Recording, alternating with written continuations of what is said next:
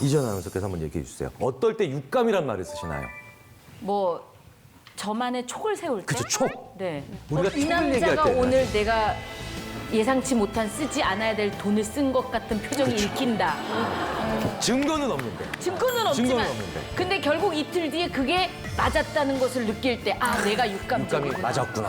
뭐 이렇게 생각합니다. 여자의 네. 육감. 그러니까 우리가 여자의 육감이라고 얘기할 때, 자, 증거가 있으면 육감이 아니에요. 그렇죠. 증거가 있으면 오감이에요. 그렇잖아요. 눈에 보이거나 귀에 들리거나 듣고, 증거가 있으면 돼. 증거가 없는데도 왠지 그게 생각이 되고 그 행동을 했는데 그게 맞을 때 우리는 육감이 적중했다고 얘기를 하죠. 다시 말해서 이유를 모르는 거예요. 메커니즘이 아직 안 밝혀진 겁니다. 그런데요, 이 오감을 합치면 우리가 왜 그런 육감이라에 해당하는 말들을 하고 실제로 그게 맞는지 그 이유가 밝혀집니다.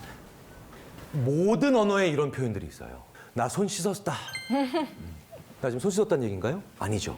나 이제 나쁜 짓을 더 이상 하지 않는다는 얘기예요. 네. 이런 얘기도 하죠. 참 그 사람 따뜻해. 체온이 높다는 건가요? 아니죠. 체온 높으면 그건 병이에요. 네. 근데 우리는 그런 표현을 써요. 어떨 때 씁니까? 나한테 잘해주는 사람. 친근한 사람한테 쓰죠. 그 더러운 손을 치워. 손에 뭐 묻었다는 얘기 아니죠. 그렇죠? 그런데도 우리는 더러운 손을 치우라 그럽니다. 아, 그 사람 나랑 가까운 사람이야. 옆에 없는데도. 그렇잖아요. 멀리 지금 딴 동네 살고 있는데 가깝다. 이게 다 모든 언어에 있어요. 왜 이런 걸 왜 쓸까요? 이게 다 감각을 얘기하는 거죠. 이 감각에 사람의 굉장히 중요한 생각과 판단과 의사결정에 영향을 미친다는 걸 우리가 이미 증명하고 있는 겁니다. 이런 게 다 사실은 육감이에요. 다 좋다, 다 좋아. 못 고르겠다. 아, 나 미치겠네. 힘들다. 나랑 가까운 너무 힘들다. 어떻게 화면 골라? 꺼주세요. 어떻게 화면 골라? 꺼주세요. 아, 너무 어렵다. 네. 자, 따뜻한 커피와 아이스 커피가 있죠. 재밌는 건요. 따뜻한 음료를 마신 사람과 차가운 음료를 마시는 사람이 그 다음에 전혀 새로운 어떤 사람이 자리 앞에서 앉아 있는데 따뜻한 음료를 마신 사람이 좀 더 따뜻하게 얘기해요. 따뜻한 음료, 차가운 음료. 10명의 면접관이요. 엘리베이터 1층에서 기다립니다. 이분들은 10층까지 엘리베이터를 타고 올라가서 지원자를 평가해야 돼요. 5명한텐 따뜻한 커피가 든 컵을 줍니다. 손이 따뜻해지고 있죠? 나머지 5명한텐 차가운 음료가 든 아이스티 커피나 이런 것이 들어간 잔을 줍니다. 10층까지 올라가는데 2~3시간 걸리는 거 아니죠? 불과 몇십 초밖에 안 걸리는데도요. 그런데도 뜨거운 컵을 쥐고 올라간 사람들은 같은 지원자를 따뜻하게 평가해요. 차가운 컵을 들고 올라간 사람들은 차갑게 평가합니다. 10명만 해도 통계적 차이가 나요. 게다가 따뜻한 방에선 그렇기 때문에 자기를 더 사회적으로 따뜻한 사람이라고 생각을 합니다. 자기 신체 내 약간의 변화가 자기를 따뜻한 사람으로 만든 거예요. 그러니까 몸의 따뜻한 정도와 그 다음에 어떤 사람에 대해서 더 대해주는 따뜻한 나의 생각과 행동이 연결이 되는 겁니다. 이걸 체화된 인지 현상이라고 그래요. 내 몸과 우리 생각이 아주 적극적으로, 즉 오감이 적극적으로 상호작용하는 겁니다. 로맨틱 영화 하면 뭐가 떠오르세요? 러브 액츄얼리죠. 로맨틱 무비입니다. 가슴이 따뜻해지는 영화죠. 실제로 추운 겨울날 로맨틱 무비의 시청률은 올라갑니다. 왜? 내가 추우니까요. 내가 내 방 안에 추운 데에 있으니까 따뜻한 영화를, 마음이 따뜻해지는 영화를 원하는 거예요. 그래서 로맨틱 무비는 전부 다 겨울에 찍는 거예요. 러브 스토리부터. 그러네. 네. 근데 여기서 따뜻한 건 온도가 따뜻한 게 아니잖아요. 영화에서 마음이 따뜻해지는 거란 말이에요. 이걸 우리가 구분하지 않는다는 겁니다. 실제로 그래서 여름보다는 겨울에서 로맨틱 무비가 더 많이 시청되고 많이 비디오도 예전에 대여가 됐어요. 자, 실제로 그래서 제가 2016년 12월 30일 영화 구도되는 우리나라가 되게 추운 날인데 실제로 모 포털 사이트에 딱 들어가니까 밑에 로맨스 코미디 추천이라고 저렇게 써 있더라고요. 검색창 밑에. 전국 현재 날씨 정보. 그거보다도 로맨틱 코미디가 더 궁금한 거예요, 사람들이. 그 옆에 생활 속 심리학이라고 써 있습니다. 근데 저도 이걸 보고 너무 재밌더라고요. 실제로 이렇더라는 겁니다. 더 웃긴 건 우리 이런 표현도 써요. 그 사람 참 입이 무거운 사람이야. 입이 무거우면 아까 그 그림처럼 됩니다. 말도 안 되는 거죠. 근데 왜 우리는 무거운 사람이라고 표현을 쓸까요?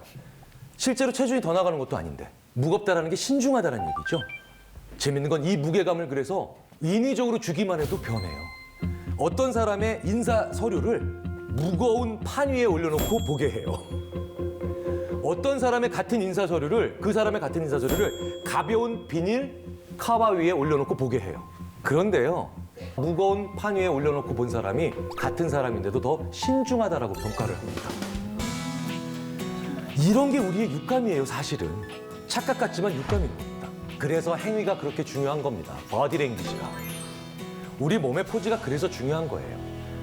누가 더 권력자인지 아시겠죠? 네. 누가 봐도 확연합니다. 네. 그렇죠? 자, 그래서 이 동물들이 이걸 사용하기도 하죠. 싸우기 직전에 몸을 불리는 겁니다. 조류도 그렇게 하고 파충류도 그렇게 하죠. 그래서 우리도 뭔가 너희들보다 세 혹은 나 당신들한테 나 압도할 거야 이렇게 얘기할 때 이걸 벌리고 이렇게 하죠. 그래서 자세가 중요한 거예요. 사람들한테 다양한 자세를 취하게 해요. 위쪽에 있는 자세와 아래쪽에 있는 자세 좀 다르죠? 위쪽에 있는 자세는 뭡니까? 내가 좀 더 힘을 가지고 있을 때 취하는 자세예요. 밑에 있는 자세는 내가 좀 더 겸손해하거나 힘을 잃었을 때 취하는 자세죠. 이걸 2분 동안 취하게 합니다.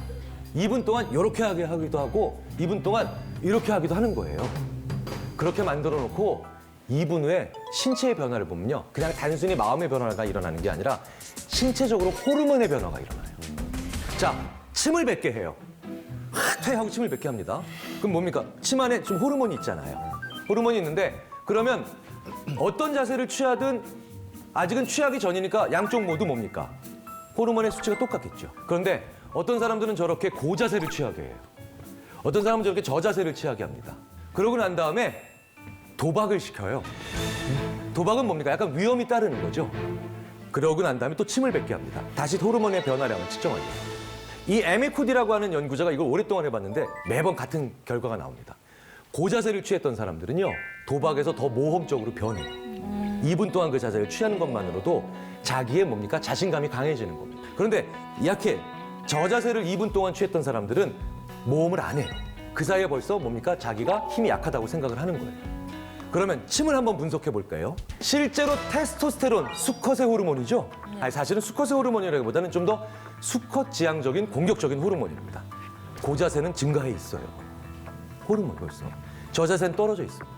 호르몬의 변화가 벌써 일어나는 겁니다. 자세만 가지고요. 물론 이렇기 때문에 면접 전에는 어떻게 하셔야 됩니까? 고자세를 취하셔야 돼요. 면접 들어가서 취하시면 큰일 나죠. 우리가 어떤 가슴 조마조마하거나 아니면 큰일이 있거나 아니면 중요한 일을 앞두고요. 2분 동안만 자세를 고자세를 취하세요. 그러면요. 내가 호르몬의 변화까지도 누릴 수 있다는 겁니다. 예, 자세가 그만큼 중요하다는 거죠. 힘이 있기 때문에 그런 자세를 취하는 것도 있지만 이것도 반대로 취하면 내가 그런 자세를 취했기 때문에 자신감을 얻을 수도 있다는 겁니다. 이것도 육감에 들어가는 거죠.